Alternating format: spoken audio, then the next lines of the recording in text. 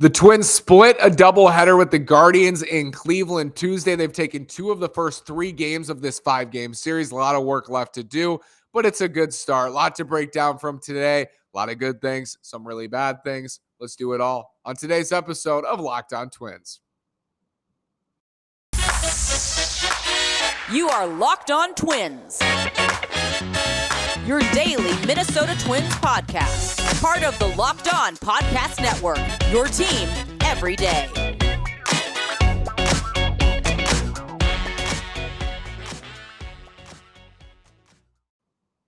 And welcome to the Locked On Minnesota Twins podcast. Today is Tuesday, June 28th. I'm your gracious host, Nash Walker.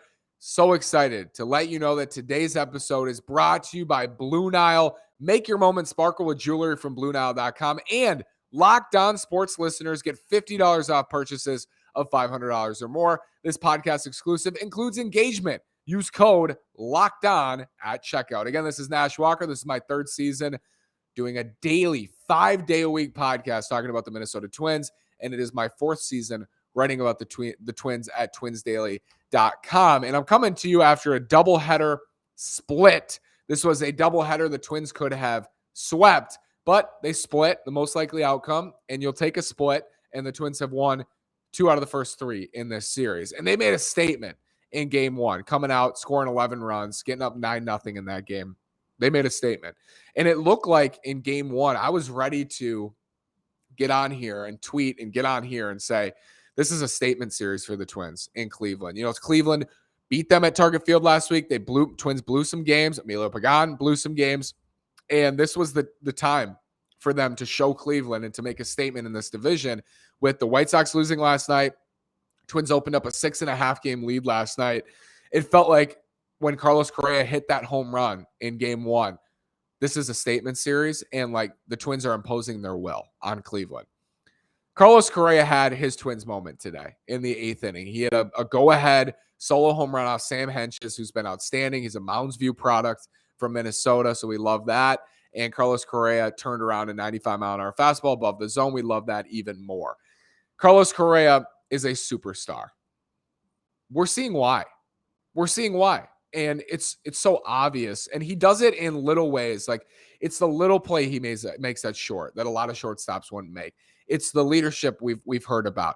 It's the little things. But it's also swings like this. Swings late in games. I don't think there's a player in the league, maybe Jose Altuve, a couple other Astros like George Springer, who's now in Toronto, of course, who have more of a reputation of coming through in the clutch than Carlos Correa. It's literally what he's known for. That's Carlos Correa is a superstar who shines even brighter in the postseason and comes through in big spots constantly and is clutch. I don't know if you believe in the word clutch or if a player is clutch, but Carlos Correa, for whatever reason, is someone you want at the plate in a big spot. And what I've said, and I'll continue to say this year, is the Twins need to push more chips into the middle because they have a good team here. They have a good team in the American League Central. I don't know how good it is in the context of the American League, but I think it's a good team. Like, it's at least an above average team if you even compared it to the rest of the American League's best teams, or every team. They're above average in the American League. This is a good team. And I think they should put chips in for that reason, but they also should push chips in because of Carlos Correa. And it's unlikely he'll be back. This is it. If you can get to October with the best roster you can compile at the trade deadline, and that doesn't mean I'm all for trading away everybody in the farm system, but if you can swing a trade for Frankie Montas, who we know the Twins have been interested in, if you can swing a trade for Jorge Lopez, the reliever for Baltimore, on a lesser scale, he's less impact than Montas would have, but maybe not because the bullpen's been clearly the biggest weakness. If you can swing a trade and you go into October and you have a healthy Byron Buxton and a healthy Carlos Correa and you have a semi-healthy rotation, anything can happen in October. I'm confident of that. I'm all for the idea that anything can happen in October, but you have to have the upside for it. And if the Twins were to go into October with their 2 stars healthy and with, a Montas addition with Sonny Gray and Joe Ryan and a better bullpen, like an improved bullpen than one that does not include Emilio Pagán, and we'll talk about that today, at least in the high leverage innings. anything can happen. And I would feel decent about their chances in October, at least of competing and putting themselves in a position where late in games, they're close enough where they can win a game, right? And I think this team has the capability to do that. And I'm not jumping to that conclusion after a doubleheader sweep today in Cleveland against a Guardians team that is good as well, but I don't think they're, very good. I think they're a pretty good team, and I think they have good starting pitching. Zach Plesac was awesome today. But I don't think that this is a team that's going to be in the playoffs. I think the Twins are a team that has the upside to be in the postseason, and I think they have the upside to win in the postseason. It's crazy to say because they haven't done it in however many years. In 18 games, they haven't done it. But I think Carlos Correa and what he did today, you want to get to October and let him have a moment like that. And he had his first Twins moment today, and it didn't matter because the Twins blew the game. Emilio Pagán blew the game again. Fool me once. As J. Cole said, fool me once, shame on you. Fool me twice, shame on me. Fool me 3 times. I think you know the rest. Load the chopper, let it rain on you. Let's talk about Emilio Pagán blowing that game after this word from Blue Nile and Rock Auto. If you're looking for fine jewelry, but you're having trouble choosing, Blue Nile has jewelry experts on hand 24/7 available via phone or chat to help you find a memorable gift at every single budget. Blue Nile has simple online tools that let you choose the diamond shape, size, and clarity, as well as setting style. Blue Nile's bench jewelers will then handcraft her perfect engagement ring. Each ring is one of a kind. Make your moment sparkle with jewelry from BlueNile.com, and Locked On Sports listeners get $50 off purchases of $500 or more. This podcast exclusive includes engagement. Use code Locked On. That's code Locked On. Plus, every order is insured, ships free, and arrives in discreet packaging that won't give away what's inside. Shop stress-free and find your forever piece. Go to BlueNile.com today. With the ever-increasing numbers of makes and models, it's now impossible for your local chain auto parts store to stock all the parts you need. Why endure often pointless or seemingly intimidating questioning and wait while the person behind the counter orders the parts on their computer, choosing the only brand their warehouse happens to carry? You have computers with access to rockauto.com at home and in your pocket. Go to rockauto.com right now. You can save time and money when using Rock Auto. Go to rockauto.com right now and see all the parts available for your car or truck, right? Locked On in their How Did You Hear About Us box, so they know we sent you. Amazing selection, reliably low prices, all the parts your car will ever need. rockauto.com. Emilio Pagán, how are you, man? That's 3 blown games in the last 3 weeks. It's time for him to move off the high leverage spots. Here's the problem I've been saying since April, and it's a broken record. I said it twice last week when he blew these games. I said it weeks ago when they blew these games. I'm saying it again tonight when they blow this game. They don't have the options. They don't have a high leverage setup man they can go to who can set it up for Yohan Duran. That's what it boils down to. They don't have an 8th inning guy. I would be okay, and I know it's kind of crazy to say right now with how bad he's looked. I would be okay with Emilio Pagán pitching the 6th or 7th inning of Twins games, even when they have, a lead, even a small lead. I'm okay with him pitching the 6th and 7th innings of some games.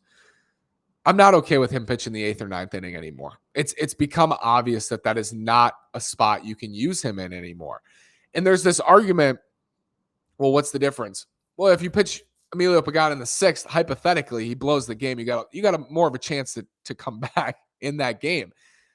He blows the game in the 8th and 9th, you're done. You're cooked. It's over. This game is over. Emmanuel Clase comes in. It's over. You have no chance. And that's why it's so disheartening when it happens and when it keeps happening.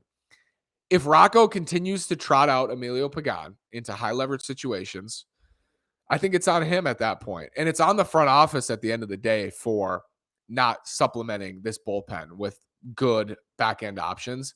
But I'm at the point here where try something else. Like, just try somebody else. Stop going to him. And even if you go to Griffin Jackson the 8th, or if you go to, Tyler Duffy in the 8th of some of these games, and it doesn't work, it just proves the main point, which is they don't have the options. But I would feel better because I'm just so sick of watching Pagán do this. I'm sick of it. I'm sick of watching him do it. Maybe I'd feel better if somebody else did it. Maybe I'd feel best if nobody did it, if they held some of these leads. But I'm sick of it being Pagán because what do you expect differently at this point? Try something else. Maybe Duffy when he's 93, 94 recently. Maybe you ease him back in, see what he can do. Again, I know this is wild because I have short-term memory and I remember Tyler Duffy blowing these same games in the same spots. And ultimately, there's no good options for him. But Emilio Pagán ain't even an option right now in the back end. That is, as Brandon Warren put it on our postcast today, unforgivable. Like, you can't continue to blow these games. That's 3 times in the last week you've blown this game against Cleveland. You've blown 3 of them. And the Twins had a chance to win. They should have won that first one anyway in the 10th inning when they had the runner on second and nobody out, and they just needed 1 run to win. They should have won that game. He still blew the lead. He still gave up the home run to Franmil Reyes, and then he blew the game again when they were leading 10-7, and then he blew the game again today when Carlos Correa had his moment, and he comes out the next half inning and blows it. It's over for him in high leverage, and maybe they just keep cycling and figuring out and they put Duffy there, and then they work until Duffy starts blowing some games. Let's give Pagán another try and see how he does. They just don't have an 8th inning guy. They need an 8th inning guy, and I wrote at Twins Daily about someone who has terrible numbers this year, but I think under the surface, under the hood, and his stuff could be a reclamation buy low candidate for the Twins. How much worse could it get? Right? That's kind of my point here. How much worse could it get than Emilio Pagán late? Could it get any worse? I don't think it could. Your setup to Yohan Duran cannot get any more dire than it's been. The easiest choice is you're putting Griffin Jax in the 8th inning.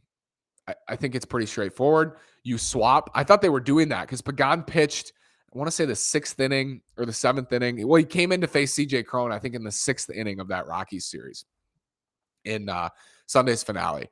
And he comes in the 6th inning, and I thought, Griffin Jax is going to become their 8th inning guy, right? He's going to become their setup guy now because Pagán blew those 2 games against Cleveland. And then he puts Pagán right back out there today, and Jax had already pitched.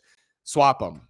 Easy swap, and maybe even you put Pagán down a peg and you move up a Duffy or a Thornburg or a Thielbar or somebody. And Thielbar is interesting because he's, you're going to spot him against lefties. He's the second lefty in the bullpen with Giovanni Moran, who I don't think they feel great about using and even medium leverage spots. So it's simple. You move Jax, you swap Jax with him. I'd even be open with swapping Duffy with him.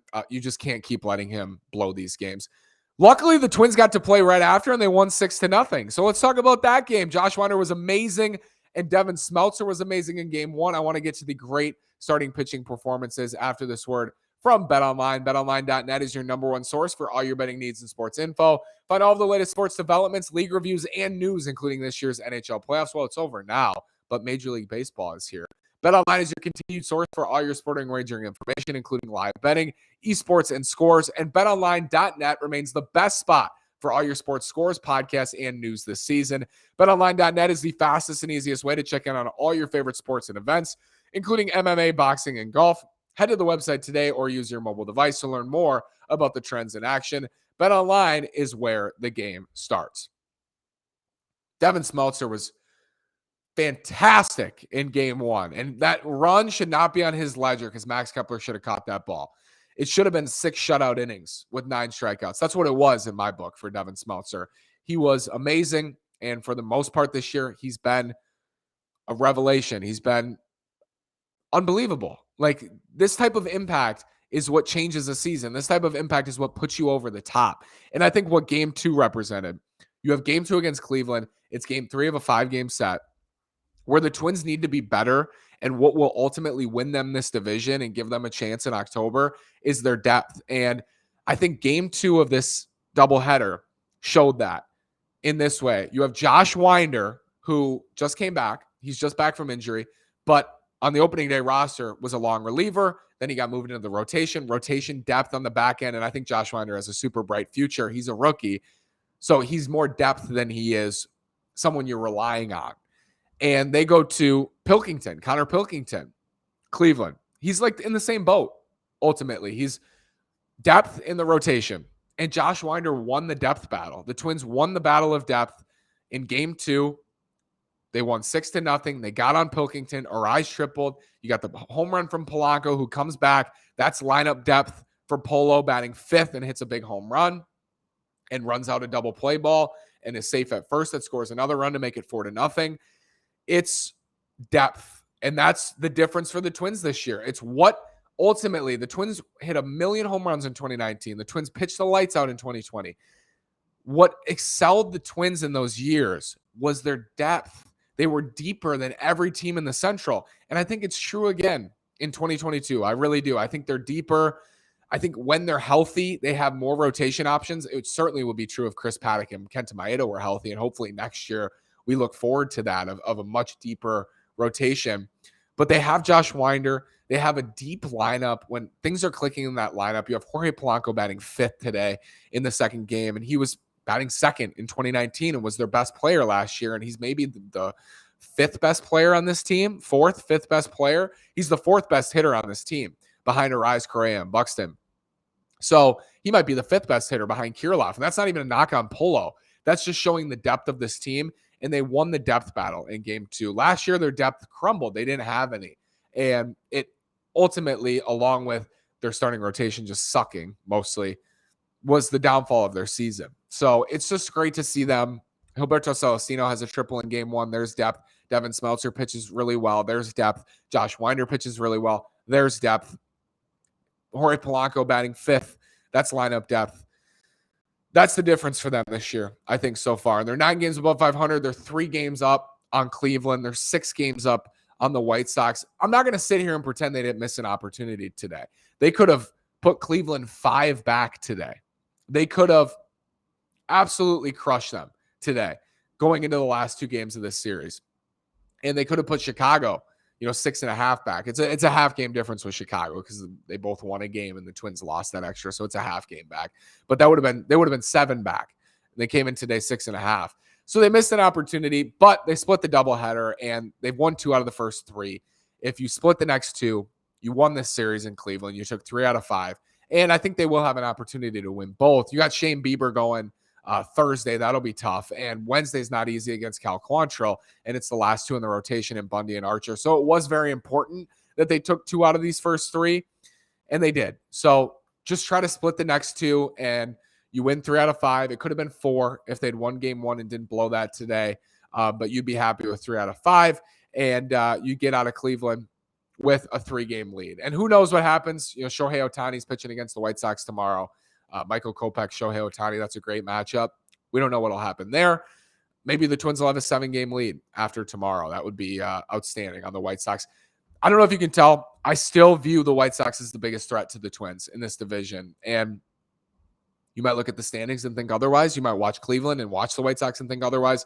But from a ceiling perspective, the White Sox have the highest ceiling, I think, in this division. I think the Twins have the most depth. They have the deepest roster, and clearly they have the best team right now in the division.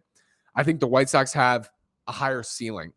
And if they can click and hit that ceiling, it'll be tough and it'll be a race. So I just want to create distance, the Twins just to create distance from the Sox because they came in as the clear favorite this year as a team everybody picked to win the American League Central. And that's why I still think they're the team to pay attention to here. Not to say Cleveland is a walkover or going to be easy. I just think the White Sox are a bigger threat to the Twins. Thanks for making Locked On Twins your first listen every day. Now make your second listen Locked On MLB Prospects. Host Lindsey Crosby is a prospect encyclopedia, and he's going deep on the MLB stars of tomorrow. It's free and available wherever you get your podcast. Thanks again for listening. Like, subscribe, comment.